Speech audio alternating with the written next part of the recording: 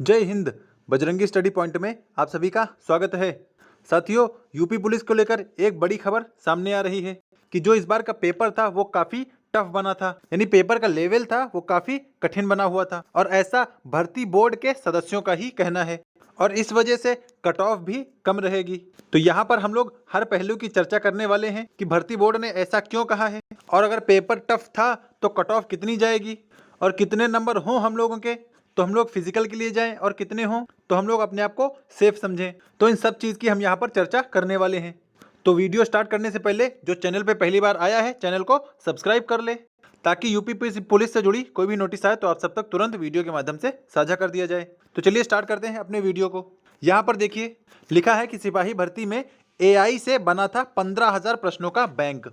देखिए आप सभी को पता है कि 5 दिनों में एग्जाम हुआ था और 5 दिनों में टोटल 10 शिफ्टों में एग्जाम हुआ था और हर शिफ्ट में 150 क्वेश्चन थे। तो इस तरह जो टोटल क्वेश्चन सबके सामने रखे गए थे वो लगभग 1500 थे। लगभग क्या मतलब, वो 1500 क्वेश्चन थे और जो टोटल क्वेश्चन बैंक बनाए गए थे यानी जितने प्रश्न टोटल बनाए गए थे वो 15,000 प्रश्नों का एक पूरा बैंक तैयार कर लिया गया था और उन 15,000 में से इन 1500 को सिलेक्ट किया गया था, जिसमें कुछ क्वेश्चन तो इजी लेवल के थे, कुछ मॉडरेट लेवल के थे और कुछ डिफिकल्ट लेवल के थे। और इन क्वेश्चन का सिलेक्शन भी AI द्वारा ही किया गया था। AI आप जानते हैं आर्टिफिशियल इंटेलिजेंस, तो उसी ने इन क्वेश्चन का सिलेक्शन किया था जिसमें डिफिकल्ट क्वेश्चन ज्यादा थे। आइए यहाँ पर न्यूज को पढ़ लें। लिखा है कि पुलिस भर्ती एवं प्रोन्नति बोर्ड ने सिपाही भर्ती की परीक्षा को फुल प्रूफ बनाने के लिए तकनीकी का भरपूर इस्तेमाल किया। यानी इस बार भर्ती बोर्ड ने टेक्नोलॉजी का अच्छे से इस्तेमाल किया। पहली बार AI यानी आर्टिफिशियल इंटेलिजेंस के जरिए 15,000 प्रश्नों का बैंक तैयार किया गया। वहीं पिछली बार पत्रों का बॉक्स खोलकर पेपर चोरी करने की घटना को सबक लेते हुए इस बार भर्ती बोर्ड ने ऐसा किया। यानी जो इस बार सिक्योरिटी पेपर को लेकर और जो पेपर बने थे वो भी काफी अच्छे लेवल के थे और ऐसा भर्ती बोर्ड ने खुद बताया है कि जो इस बार का पेपर था वो अच्छे खासे लेवल का था, यानी एक difficult moderate to difficult level का पेपर बना हुआ था। देखिए कुछ क्वेश्चन देख के आप अंदाजा नहीं लगा सकते कि पेपर का लेवल कैसा था। किसी ने GS देख लिया, बस बता दिया अरे ये तो बहुत आसान थी। किसी ने हिंदी के 2-4 क्वेश्चन ठीक देख लिए तो हाँ कहा बहुत आसान था। लेकिन जब पूरा पेपर करने बैठो और उसी फिक्स्ड टाइम में तब पता चलता है कि पेपर का लेवल कैसा था।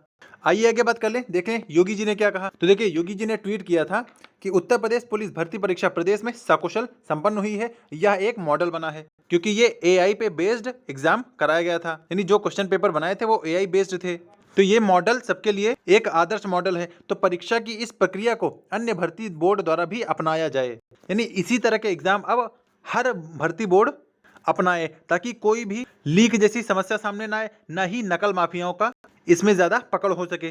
तो इसीलिए अब योगी जी ने खुद कह दिया है कि जो इस बार जैसा पेपर कराया गया था आगे भी वैसा सभी भर्तियों में कराया जाएगा। और अगर ऐसा हुआ तो अब तक जो पेपर लीक की घटनाएं आती रही हैं अब वह कम पड़ जाएंगी या बिल्कुल ना के बराबर हो जाएंगी। क्योंकि देखिए 15,000 क्वेश्चन का जब बैंक तैयार किया गया था उसमें से 1500 क्वेश्चन को चुनना था, यानी 10% क्वेश्चन का ही चुनाव हो पाया है और वो भी AI ने किया है। तो AI ने अपने हिसाब से किया होगा, तो इसीलिए माना जा रहा है कि इस बार का पेपर जो था उसका लेवल हार्ड था या डिफिकल्ट था। तो आइए हम लोग आगे बात कर लें कितने नंबर पर रनिंग शुरू कर दें। तो देखिए पहले आप लोग फिजिकल एलिजिबिलिटी देख लीजिए। ये यूपीपी कांस्टेबल वैकेंसी 2024 की फिजिकल एलिजिबिलिटी है। देखिए कैटेगरी वाइज दिया गया है। सबसे पहले मेल की बात कर लें तो मेल में हाइट होनी चाहिए 168 सेंटीमीटर। ये जनरल OBC और SC के लिए है। हालांकि ST वालों को थोड़ा छूट दी गई है, इनके लिए 160 सेंटीमीटर हाइट हो तब भी काम चल जाएगा। वहीं अगर चेस्ट की बात कर लें तो चेस्ट 79 होना चाहिए और मिनिमम फुलाव जो होता है वो 5 सेंटीमीटर का होता है। वो चाहे कोई भी वैकेंसी हो या कोई भी जिसमें चेस्ट मांगा जाता है उसमें 5 सेंटीमीटर का फुलाव माना जाता है। तो आपका कम से कम 79 होना चाहिए। 79 से अगर आप लास्ट में फुलाएंगे तो आपका 84 सेंटीमीटर होना चाहिए और यही अगर आप ST में होंगे तो आपका 77 से 82 यानी 2 सेंटीमीटर का इसमें रिलैक्सेशन दिया गया है। लेकिन अगर फीमेल की बात कर लें तो उनकी हाइट को भी 152 सेंटीमीटर रखा गया है। वो चाहे जनरल हो, OBC हो, SC हो और ST हैं तो आप 147 सेंटीमीटर की भी होंगी तब भी काम चल जाएगा। और फीमेल में चेस्ट नॉट एप्लीकेबल होता है, इनमें सिर्फ हाइट ही मेजर की जाती है। लेकिन हाइट के बाद फिर आती है रनिंग की बात। तो ये लड़कों में जो रनिंग होनी है वो 4.8 किलोमीटर की रनिंग होगी और वो भी 25 मिनट में। और आप लोग अपने अपने हिसाब से फिजिकल पे चले भी गए होंगे और आपने रनिंग शुरू भी कर दी होगी। और लड़कियों के लिए यही रनिंग है 2.4 किलोमीटर की 14 मिनट में। देखने पे जितना आसान लग रहा है ग्राउंड पे जाते ही ये उतना ही टफ हो जाता है, क्योंकि देखने में तो हमें लगता है अरे ठीक है 2.5 किलोमीटर इधर है और इधर लगभग 5 किलोमीटर है, लेकिन जब वही चीज़ करने लगो तो वो काफ़ी मुश्किल होता जाता है। तो जो अब तक रनिंग की प्रैक्टिस के लिए स्टार्ट ना किया हो वो अपनी रनिंग की प्रैक्टिस स्टार्ट कर दे। तो आइए अगर हम लोग बात कर लें कि कितना फिजिकल की कट ऑफ जाएगी और फाइनल कट ऑफ क्या रहेगी, यानी कितने नंबर हो तो हम लोग रनिंग शुरू कर दें। तो भैया अगर आप लोगों में जनरल में अगर 90 क्वेश्चन हैं तो आप लोग रनिंग तुरंत शुरू कर दो, क्योंकि कब इसका रनिंग का नोटिस आ जाए किसी को नहीं पता, क्योंकि एग्जाम में भी ज्यादा टाइम नहीं दिया गया था और यही हाल यहाँ पर भी होगा। यानी नोटिस से मुश्किल से 20 दिनों में आपकी रनिंग शुरू हो जाएगी और 5 किलोमीटर कोई हलवा नहीं है, वो तो जब आप ग्राउंड पे जाएंगे तब पता चलेगा। बाकी ऐसे देखने से तो बहुत अच्छा लगता है कि हाँ 25 मिनट में 5 किलोमीटर आराम से हो जाएगा, लेकिन जब 1 किलोमीटर भी कंप्लीट होता है ना तो शरीर जवाब देने लगता है कि भैया अब मुझसे रनिंग नहीं होगी, बाकी कुछ भी करवा लो। तो फिजिकल में जिसके 90 के आसपास बन रहे हैं वो बिल्कुल अपना रनिंग शुरू कर दे, और बाकी कैटेगरी वाले लोग इससे नीचे हैं तो उसी के हिसाब से आप लोग अपनी रनिंग शुरू कर दीजिए। और कौन कौन रनिंग पे जाने लगा है आप लोग ये भी हमें कमेंट करके बता सकते हैं, और कितने नंबर हैं आपके तब आप रनिंग शुरू कर रहे हैं ये भी अभी आप हमें कमेंट में बता सकते हैं, ताकि एक आइडिया लगेगा कि हाँ कौन से बच्चे लोग रनिंग स्टार्ट कर दिए हैं। बात कर लें फाइनल कट ऑफ की, तो फाइनल की अगर बात कर लें हम लोग एक्सट्रीम कट ऑफ की, मतलब किस जैसे होता है ना कि मैक्सिमम कितनी जा सकती है, तो मैक्सिमम ये 100 जा सकती है, मतलब 100 से ज़्यादा कोई कट ऑफ जाएगी ही नहीं। और हाँ अगर मान लिया कि कट ऑफ बाद में चली गई 220 नंबर, ये मान लिया, तो इसका मतलब ये है कि आपके नॉर्मलाइज्ड स्कोर हैं, मतलब ये है कि आपको 25 से 30 क्वेश्चन का नॉर्मलाइजेशन दिया गया है, यानी नंबर का आपको नॉर्मलाइजेशन दिया गया है तब जाके आपके 220 हुए हैं। अदरवाइज जिसका 100 बन रहा है वो अपने आप को सेफ समझे, क्योंकि जिनके नंबर ज़्यादा हैं, जैसे जिनके 240 250 ऐसे नंबर बन रहे हैं, तो ये लोग रनिंग नहीं कर पाएंगे, क्योंकि ये वो विद्यार्थी हैं जिन्होंने सीजीएल में या यूपी पीएससीएस में अपना मतलब इनकी तैयारी कर रहे हैं, तो ये लोग रनिंग के लिए बिल्कुल नहीं जाएंगे।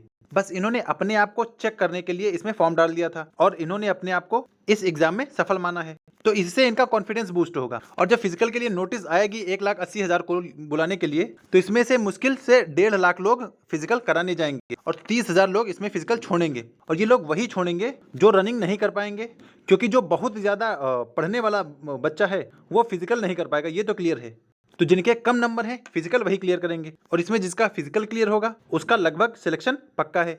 तो आप लोग भी जिसके 90 नंबर से ज़्यादा 90 नंबर के आसपास बन रहे हो तो फिजिकल शुरू कर दो, रनिंग शुरू कर दो, और फाइनल अगर एट मैक्स चली जाएगी तो वो 100 क्वेश्चन चली जाएगी, और बाकी अगर इससे ज़्यादा जाएगी भी तो वो आपके नॉर्मलाइज्ड मार्क्स होंगे, ना कि आपके रॉ मार्क्स। तो रॉ मार्क्स जिनके 100 हैं वो अपने आप को सेफ समझे। बाकी रनिंग और फिजिकल के लिए नोटिस आपको जल्दी ही देखने को मिल जाएगी, तो आप लोग धीरे धीरे प्रैक्टिस करते रहें, क्योंकि जितना टफ था पेपर निकालना उससे ज़्यादा कहीं टफ है रनिंग निकालना। क्योंकि देखिए अगर हमारा दिमाग थक जाता है तो हम लोग थोड़ा बहुत आराम कर लेंगे, लेकिन अगर हमारा शरीर दौड़ते टाइम थक गया, क्योंकि हमारे पास सिर्फ कन्फाइंड 25 मिनट होंगे, तो अगर हमें उस 25 मिनट में भी थकान लगने लगी तो रनिंग फिर क्लियर नहीं हो पाएगी। तो इसीलिए आप सबको अभी से प्रैक्टिस करनी होगी ताकि रनिंग में कोई प्रॉब्लम ना हो।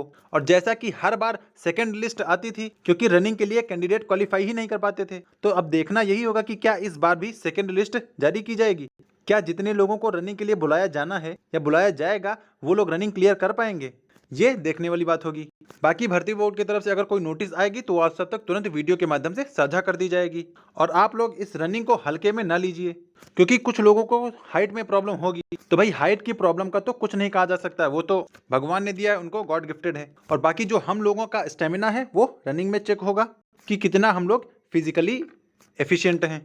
और बाकी कुछ लोग ये सोच रहे होंगे कि जब रनिंग के लिए नोटिस आ जाएगी तब हम लोग रनिंग शुरू करेंगे, तो भैया आपने जहां भी वीडियो देखा होगा कोई भी टीचर ऐसा नहीं होगा जो ये ना कह रहा हो कि आप लोग रनिंग शुरू ना करिए। यानी कोई ये नहीं कह रहा होगा कि आप लोग घर बैठे रहिए और सिर्फ फिजिकल के लिए रिजल्ट का वेट करिए। सभी लोग यही कह रहे होंगे कि आप अपनी रनिंग शुरू करिए, क्योंकि कोई इतना बेवकूफ नहीं है, सबको पता है कि जो ये फिजिकल है ये आसान नहीं है, ये रनिंग आसान नहीं, ये घर बैठे आसान लगती है, जिस तरह पेपर घर बैठे आसान लगता है, लेकिन जब एग्जाम हॉल में जाओ तब पता चलता है इसकी रियलिटी क्या है। तो भाइयों जिनके जनरल में 90 प्लस क्वेश्चन या 90 आसपास क्वेश्चन बन रहे हो तो वो अपनी तैयारी शुरू कर दे। वहीं फीमेल में जिनके 80 से 85 के बीच में सही हो वो अपना फिजिकल और रनिंग शुरू कर दे, क्योंकि लड़कियों के लिए लगभग 2.5 किलोमीटर 14 मिनट में बहुत ज़्यादा मुश्किल काम है। ये वही लड़कियां कर पाएंगी फिजिकल जो लोग गांव से बिलोंग करती होंगी, क्योंकि शहर वाली लड़कियों के बस की बात ये नहीं है। क्योंकि शहर की लड़कियां पापा की परी होती हैं और पापा की परियां दौड़ती नहीं हैं, उड़ती हैं।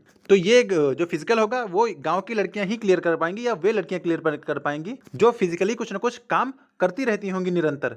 तो फिजिकल भी काफी टफ होने वाला है। बस अभी आपको घर बैठे लग रहा है कि अरे ठीक है हो जाएगा, वो तो जब ग्राउंड में जाओ, पार्क में जाओ, दौड़ने जाओ, तब पता चलता है कि कितना हो जाएगा कितना नहीं हो पाएगा। यानी अगर पार्क जा रहे हैं 2-4 राउंड लगाते ही शरीर काम करना बंद कर देता है। अब कहता है कि ठीक है यार थोड़ा आराम कर लो, कौन सा अभी डेट आ रही है। यानी दिमाग ये सोचता है कि अभी आराम मिले, लेकिन हम लोगों को अब आराम करना नहीं है, क्योंकि अभी आराम कर लिया तो आगे मुश्किलें होंगी। और अभी मुश्किल को अभी खुद को मुश्किल में डाल दिया तो आगे आराम रहेगा। तो बाकी ये आप लोगों के ऊपर है कि अभी आराम में रहना है या आगे आराम में रहना है। तो भाई आप लोग सभी लोग फिजिकल और रनिंग शुरू कर दीजिए, ताकि रिजल्ट आने के बाद कोई ज़्यादा दिक्कत ना हो। तो फिलहाल वीडियो में इतना ही था।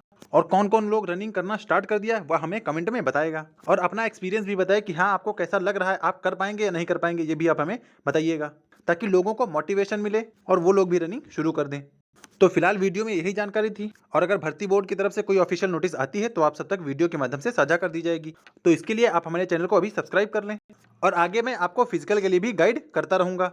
तो मिलते हैं नेक्स्ट अपडेट के साथ, कोई फिजिकल की अपडेट के साथ। तब तक के लिए जय हिंद।